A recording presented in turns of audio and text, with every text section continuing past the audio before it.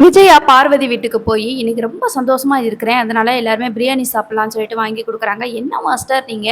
என்ன பிரியாணிலாம் குடுத்து சந்தோஷப்படுற அளவுக்கு அப்படி என்ன நடந்துருச்சு?" அப்படின்னு சொல்லும்போது தான் சொல்றாங்க, "இல்ல இந்த பூ கட்டுறவ ரொம்ப திமிருல ஆடிட்டு இருந்தா, இனி கொஞ்ச நாளைக்கு அடங்கி இருப்பா" அப்படின்னு சொல்லி சொல்றாங்க. "ஒண்ணும் புரியலையே என்னாச்சு?" அப்படின்னு சொல்லும்போது தான் கோயிலுக்கு முன்னாடி இருக்கிற பூ கட்டுறவங்க அம்மா கடை போட்டிருந்தால்ல, அந்த கடைய கார்ப்பரேஷன்காரங்க தூக்கிட்டு போயிட்டாங்க. அத நினைச்சு ரொம்ப சந்தோஷமா இருக்கு அப்படின்னு சொல்லும்போது, பார்வதி இருந்துட்டு ஏன் விஜயா இப்படி சந்தோஷப்படுற? அவங்களோட வாழ்வாதாரமே அதுதான் தெரியுமா? அப்படின்னு சொல்றாங்க. ஆமா, அவ பூக்கடைய கோயில் வாசல்ல வச்சுக்கிட்டு, எனக்கு அந்த கோயிலுக்கு போகவும் முடியல, வரவும் முடியல. எனக்கு தெரிஞ்சவங்கலாம் போய் பார்த்துட்டு, விஜயாவோட சம்பந்தக்காரங்க தானே நீங்கன்னு சொல்லி கேட்கும்போது, எனக்கு அவமானமா இருந்துச்சு. நல்ல வேளை யாரு பண்ண வேலையோ தெரியல.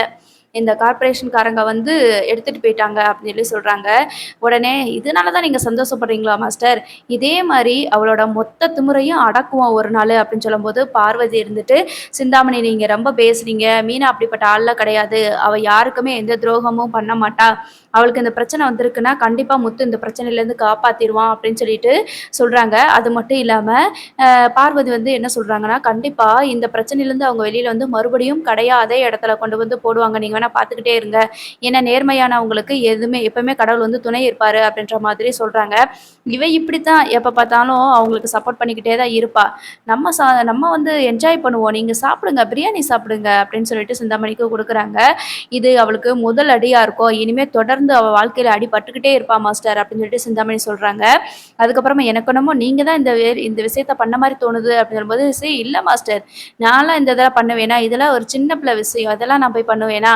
அப்படின்னு சொல்லி சொல்றாங்க. ஆனா பார்வதி இருந்துட்டு, "எனக்கு என்னமோ இவ மேல தான் சந்தேகமா இருக்குது" அப்படின்னு சொல்லிட்டு யோசிக்கிறாங்க. ஆனா மீனா வந்து இந்த விஷயத்த எப்படியாவது கண்டுபிடிக்கணுமே அப்படின்னு சொல்லிட்டு யோசிச்சுட்டு இருக்கும்போது தான், ஸ்ருதி கிட்ட சொல்றாங்க, "இது வந்து சிந்தாமணியோட வேலையா தான் இருக்கும்னு நெனைக்கிறேன்" அப்படின்னு சொல்றாங்க. "அப்படி சொல்றீங்களா? அ ஏன் அப்படி சொல்றீங்க?" அப்படின்னு "இல்ல எனக்கு தொழில் போட்டியா இருக்கிறது அவங்க தானே. அவங்க தான் வந்து எப்படியாவது கடையில இருந்து தானே ஆரம்பிக்கணும்னு சொல்லிட்டு கடைய காலி பண்ண வச்சிருப்பாங்கன்னு நான் நினைக்கிறேன் அப்படின்னு சொல்லி சொல்றாங்க. அவ்வளதானே கண்டுபிடிச்சிருவோம் அப்படின்னு சொல்லிட்டு ஸ்ருதி வந்து ஒரு பிளான் பண்றாங்க. அதாவது கார்ப்பரேஷன்காரங்கள்கிட்ட வந்து கால் பண்ணி மறுபடியும் பேசுற மாரி பேசுறாங்க.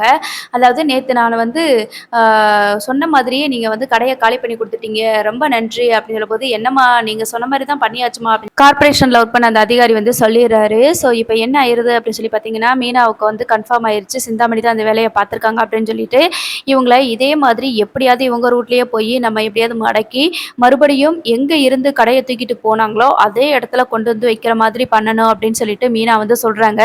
கரெக்ட்டு இவங்கள விடக்கூடாது.